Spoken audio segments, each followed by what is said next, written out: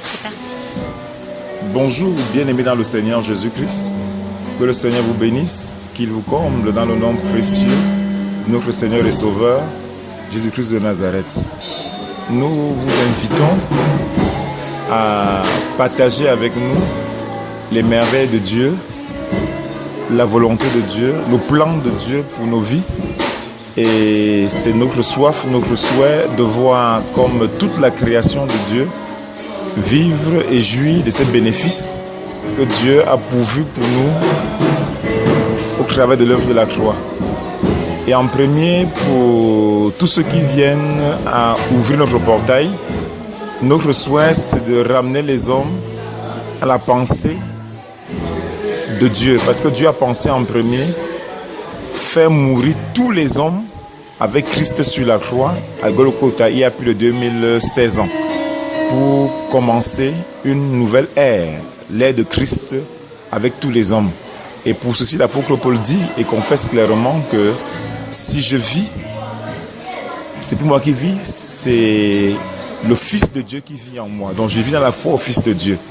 Il ne l'avait pas su quand il persécutait les apôtres, parmi lesquels Étienne, parmi lesquels l'apôtre Pierre. Il a persécuté plusieurs disciples sans le savoir. Et quand il a plu à Dieu, au temps convenable d'ouvrir les yeux, il a compris qu'il avait été crucifié avec Christ à Golgotha. Et là, par la grâce de Dieu, il a bien saisi son ministère. Il a plu à Dieu de le révéler davantage les mystères de cette œuvre que l'apôtre Paul a vraiment dispensé avec beaucoup de grâce à ceux qui le lisent aujourd'hui. Et je pense que la soif de Dieu, c'est que l'homme vienne à disparaître pour de vrai dans ses émotions, ses sentiments, sa volonté. Dans la vie de l'âme, comme au départ, dans le jardin d'Éden, l'homme a choisi vivre par son âme en désobéissant à Dieu. C'est une âme vivante. Et Dieu nous a fait la grâce aujourd'hui, pendant qu'il a crucifié Christ, pendant qu'il a enseveli Christ, il nous a fait comprendre dans le livre de Corinthiens que Christ est enterré, corps animal, ressuscité, corps spirituel. Donc le premier homme, Adam, n'était pas un homme spirituel, n'était pas un homme pour devenir à l'image de Dieu, mais il était un homme adamique, un homme lié à tout ce qui était lié au sang et à la chair.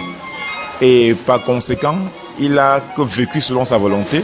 Mais aujourd'hui, le deuxième homme est Christ, Adam est Christ.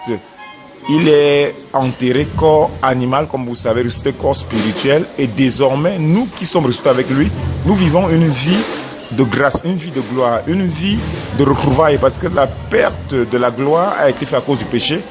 Nous sommes retrouvés par la grâce de Dieu, à cause de la résurrection, à cause de l'œuvre de Christ. On a été restaurés dans la gloire de Dieu. Et Dieu désire qu'on vive désormais la vie qu'il a pensée pour nous à l'origine. Pas dans le jardin d'Éden, mais avant la création du jardin d'Éden, Dieu a pensé au Fils. Donc Dieu veut aujourd'hui qu'on vive sa vie. Donc une vie qui est impulsée par son esprit.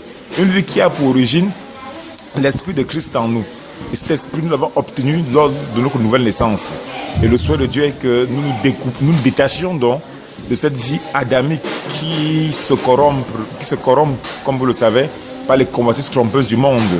La fraude, la corruption, l'impudicité, toute forme de débauche, pour adopter et pour vivre la vie de Christ, celle qui nous appelle seulement une vie de sainteté, de pureté, une vie digne de la personne de Christ même.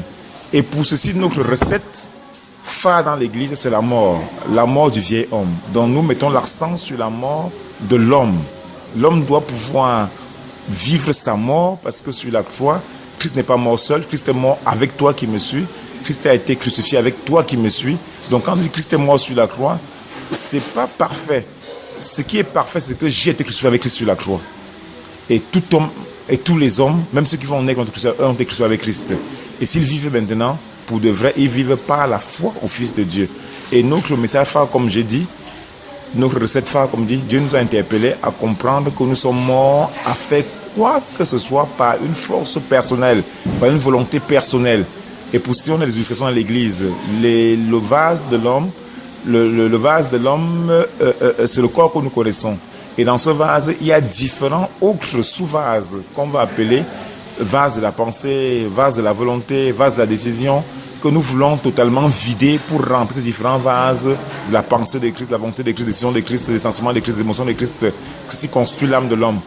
Mais si l'âme de l'homme a été crucifié pour de vrai, c'est l'âme de Christ qui dérive aujourd'hui. Donc Dieu remplit le vase de l'homme des sentiments de Christ, de la pensée de Christ, des émotions de Christ, pour que l'homme vive pour de vrai dans une réelle régénération dans son âme, dans son esprit, dans son corps, afin que la vie que Christ a pensée pour nous soit vécue par tous les hommes simplement et avec beaucoup de simplicité, sans condamner les autres, parce que ceux qui sont encore loin de cette vie, nous ne les condamnons pas. Nous désirons au contraire que Dieu se révèle à eux et nous souhaitons que ce ministère, par la grâce de Dieu, vienne à frapper à toutes les portes ou à tous les cœurs et que les hommes s'ouvrent, se disposent pour voir Dieu œuvrer dans leur vie simplement, parce que personne n'a demandé à Dieu d'envoyer Christ mourir avec nous sous la croix. Ça a été la pensée, l'initiation de Dieu, et Dieu l'a accompli avec triomphe, afin que tous les hommes pour de vrai parviennent à cette délivrance sans monnaie, quoi que ce soit, parce que le royaume n'est pas monnaie, le royaume n'est pas acheté, afin que les hommes pour de vrai viennent à jouir de ce salut que Dieu a pensé pour les hommes, que Dieu a pourvu aux hommes, sans être dans une pénitence quelconque. Dieu l'a déjà accompli. Nous devons seulement accepter, nous soumettre et vivre cela et produire les fruits de la vie, les fruits de l'esprit, afin que les hommes autour de nous soient vraiment affectés par la laine de vie, non la laine de mort, le parfum de non le parfum de mort, et que Dieu par nos vies vienne davantage à gagner pour son royaume, à sauver pour son royaume.